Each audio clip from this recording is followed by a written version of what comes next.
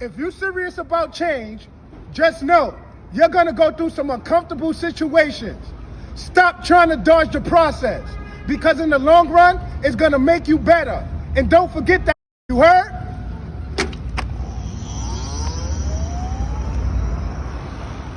All right, exactly like Microwave Head Guy said, you can't dodge the process. Guys, what is the process? I repeat it on this show all the time. It's to learn, to test what you've learned, and then to successfully execute what you have learned and tested. That is the 3 phases of investing in trading, and that's the process.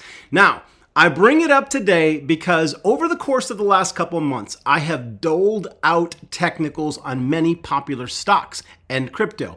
Back in November, I came out and told everybody that I dropped $10,000 on SHIB and $10,000 on Doge because the altcoins haven't run yet. They haven't given us anything yet, and they were due for a big breakout.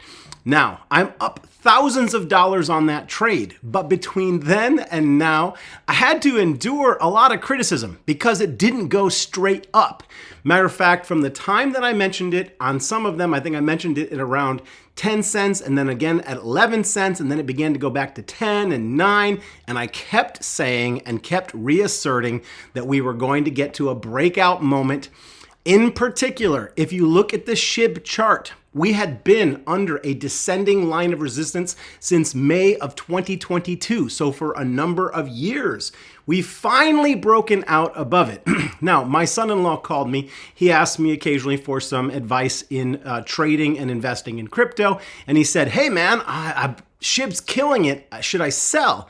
And I said, no, this is the first big tall green candle that's come out from underneath that descending line. This is the moment that actually confirms it's time to buy these.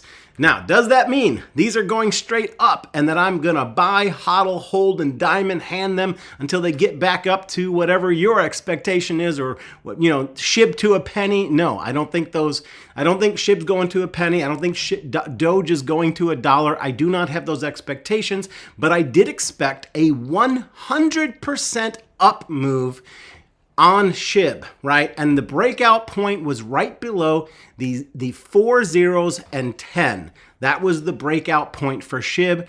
And I'm expecting it to get all the way up to 4 zeros, 17 to 18, right in that range.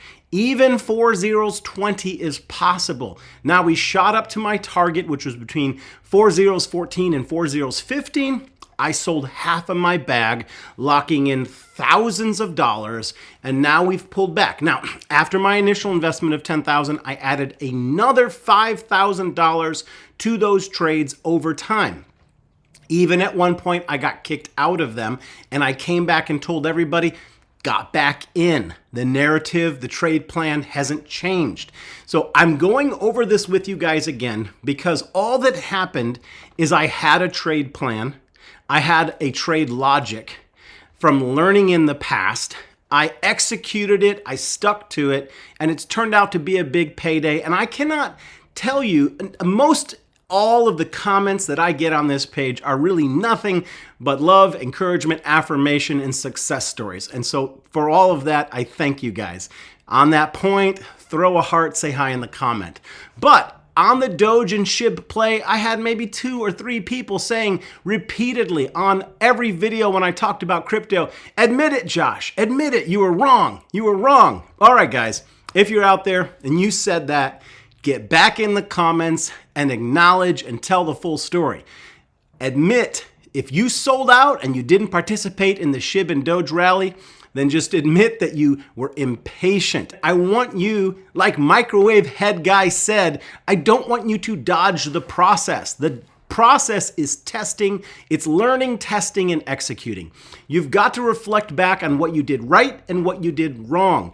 This is the process where we got it right. I get things wrong. I've talked about them in the past. I did a terrible job last year on AMD. Got a bad call on that one. Did a bad job on Rivian. I might be coming back to tell you guys that the Walgreens play is not gonna move on at the moment. I'm holding on to it. I get things wrong, right? And we're going to do that. I don't have anywhere near 100% success rate in trading or interpreting the charts correctly. But what I will tell you that I do, and if you follow this page and you hit that subscribe button, I'm constantly learning more about the charts. Why do I do it? One, because I love them. I enjoy them. They're so complex and interesting and fascinating. They don't scare me. It's hard. Sometimes you got to press in and it sometimes feels uncomfortable, but every single time I press in and I learn a little bit more about the charts, later on when I'm in a trade or I'm in an investment and I'm looking at a chart, it's amazing when those things will come back to me and I'll have an aha moment. I'm like, oh, look at that. Right there, there's a chart pattern, or this indicator is totally giving us a bullish signal or a bearish signal. It's very exciting when these things begin to come together. I've got some great stuff to go over with you guys today. We're going to talk about Coinbase technicals. I'm going to tell you guys what I see there. I'm going to give you guys my top legacy altcoins and some that I've sat on the shelf. I'm just going to give you a little bit of an idea of how I'm reorganizing right now with this recent move up that we've had, what legacy coins I'm continuing to buy, and which ones I've put a freeze on or I've sold and I'm not buying right now. I'm going to go through that very quickly with you guys. Again, this is the Stocks with Josh show. Thanks for the likes. The likes push the video out to more viewers, and I appreciate you guys hitting that like for me. If you're watching the video, 20, 30,000 people watch the video, but only 1,000 likes. So sometimes not even 10%. So guys, take a brief moment. Hit that like for me if you're liking the content. If it's worth your time, then hit the like for me. Hit the subscribe to get the next update and to get the next trade alert and the next technical analysis review of stocks and crypto. All right, let's kick things off. We're going to go into a brief overview of the market. I'm going to talk to you guys about the fact that one of the trending terms on Google is soft landing. And the last time this happened was back in 2021 when the term soft landing trended and came to the peak that it did. It's around the same time that you got that euphoric bullishness and that belief that the market will never stop going up. Now, here's the point I want to make for you guys today. I want you to really draw in because I want you guys to get what I'm laying down here. When we were in the 2022 terrible year, where the market just kept making lower lows, it gave you as a trader this institutional feeling that the markets were never going to go up. That every single time they went up a little bit, it was only to produce a lower low. And after you go through these waves and cycles, which always end with a lower low, you begin to think very bearishly and you begin to see the market in this entire lens that it's never going up. No company is strong. The economy is terrible. You start looking at all the things the politicians are doing and you get very cynical and negative and you just think, oh, goodness gracious, this is just terrible. The whole world's falling apart. The sky is falling. But then around the time when you begin to internalize that, institutionalize that bearish feeling, it's at that point that huge buying volume and momentum come into the market. We hit that October of 2022 low, and it's been running up ever since for most stocks, for a lot of big tech especially. But I want you now to apply that same feeling that we've got right now to the current environment. We are being conditioned to believe that we're in a perpetual, never-ending bull market, and we're getting a lot of the same signals we got back in 2021 when the market was absolutely peaking. And let me break those dynamics down for you guys. Warren Buffett, in his recent discourse to his clients, said that there was absolutely no stocks currently worth buying, and the man is sitting on the largest cash position that Berkshire Hathaway has ever sat on in the history of the business. Now, then you've got Jeff Bezos. He sold $8.5 billion worth of Amazon. So the guy is taking some cash out of the system. Mark Zuckerberg, who famously doesn't sell his Meta, he sold $400 million worth of Meta shares. Jamie Dimon sold $150 million of Chase JP Morgan Bank shares. He's cashing out. Now he, in particular, you never can trust, in my view, I don't trust what Jamie says because he'll say one thing and do another. But but you do want to take a close look at what he's doing, and he's selling right now. You've got Liu, the CEO of AMD. She is selling. You've got Tommy Tuberville. Now, Tommy Tuberville is a politician just like Nancy Pelosi, who seems to always outdo all the other investors. He's very, very successful. And one of the reasons is he sits on a lot of committees which oversee a lot of the market sectors. He has been doing wholesale selling across the board in his portfolio, only doing very selective buying right now, but mostly selling. And then you've got the fact that Apple and Nvidia insiders, we've seen a spike in the chart for them selling. And so here's the message for today. I want you guys to pretend like I got a microwave on my head and I've come screeching down the street, and I'm going to tell you guys that you buy fear and you sell greed. You buy fear and you sell greed, and you can't dodge the process. All right, I'm going to get into some thoughts on crypto. I'm going to go over some of the things I'm doing right now in crypto. Before I do, let me take a very quick station break. There's only a handful of days left before you can no longer take advantage of the offer from the Moomoo trading platform, a zero cost to trade platform. If you put money into the platform and you just sit on it, you don't even have to invest it. You could wait for a dip in the market and you could buy later this year. But for the next 3 months, if you put your money in now, they'll give you 8.1%. That's an incredible return for not taking any risk. After 8 months, it drops down to 5.1%, which is continuing to be a pretty good deal. And in addition to that, they'll give you up to 15 free stocks. So I want you to check out that offer. I also want to do a shout out to the Stock Squad Patreon. That is myself, Keenan Grace, StockMo, and Stock Up with Larry Jones. We are trading in there. We are giving technicals in there. We're answering questions. If you appreciate it, throw a heart in the comment for me for the Discord. All right. Let's go through some things. We're going to do some very quick technicals on Coinbase because Coinbase stock hit above $200, which was incredible. Now there is a wall. I'm going to call it the $210 wall. Now we've come up against it a number of times and failed to go over. Now yesterday, I went into today, identified that if it got back up to 210 one more time, I was going to take some puts on it for rejection at that level. It's forming a flag, right? And flags often are continuation patterns that break out to the upside. Having said that, I knew that 210 would be resistance. Here's the main takeaway. I'm not bearish or bullish on coin. If it gets above $210 and closes on the day with volume, you'll end up seeing a massive green candle day, and it'll begin a journey from above 210 all the way to 240 or 250. Now, in the chart, I do see slowing momentum, but there's a lot of slowing momentum in all of the charts. And so you pretty much don't want to try to guess too far out what it's going to do. Right now, coin is up against resistance, and so I'm playing the rejection at resistance until it breaks out. And then once it proves to me that it wants to go up to 240, then I'll play that move then. At the moment, I'm playing the rejection move against resistance. 210 is resistance. That's the line in the sand to watch if you're trading or investing in coin. If we do get a breakdown in these markets, I actually think that coin will come all the way back to $156. That's where I would see the possibility of it finding a nice bottom. All right, let's get into the altcoins.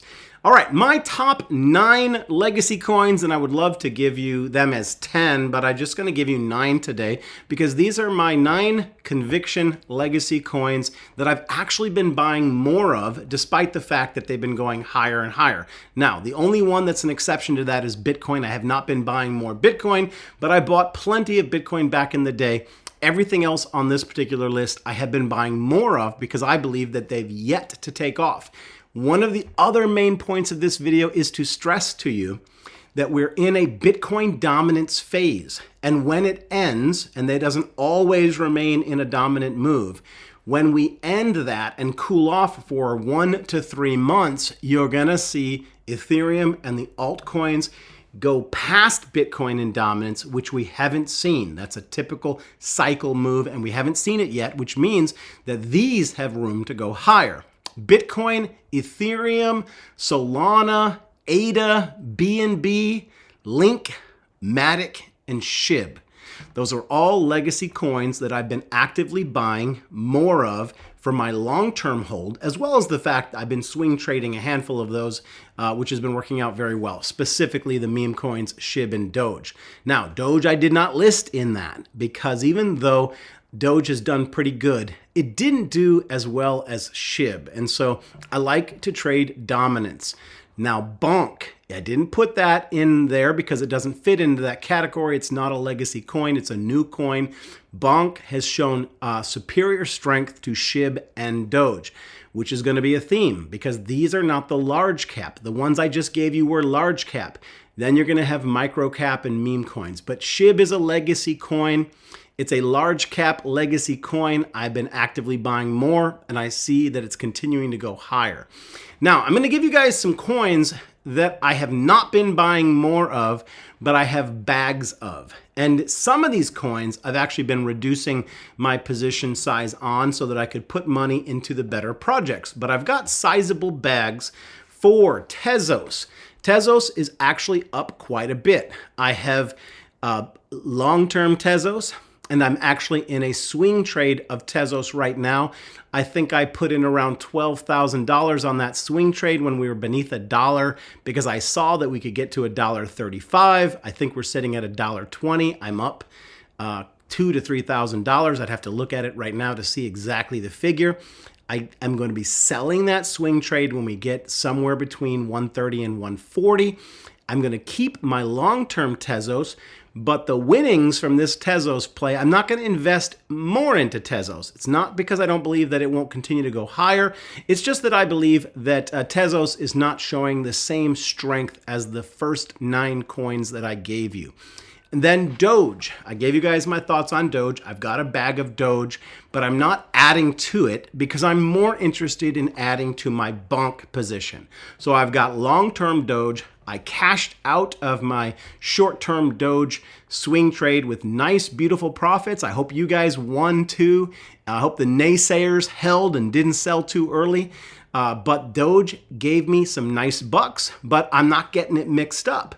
It's not showing the same strength as SHIB and Bonk. And so until Elon comes out and adds Doge to the X platform in some way, Doge is still being a little bit of a sleeper.